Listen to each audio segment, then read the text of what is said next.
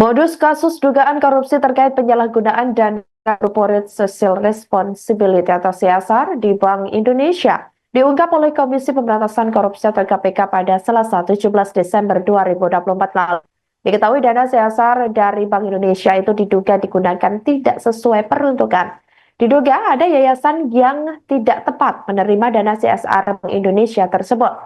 Hal itu disampaikan oleh Deputi Penindakan dan Eksekusi KPK Rudi Setiawan.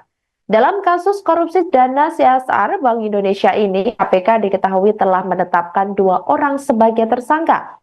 2 tersangka yang ditetapkan merupakan anggota Dewan Perwakilan Rakyat atau DPR.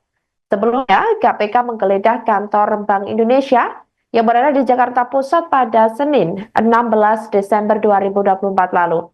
Salah satu ruangan yang disasar oleh tim penyidik adalah ruang kerja Gubernur BI yakni Peri Warjio. Dari penggeledahan itu, KPK mengamankan dokumen serta barang bukti elektronik. Rudi mengatakan pemanggilan terhadap Peri Warjio ini seusai ruang kerjanya telah digeledah.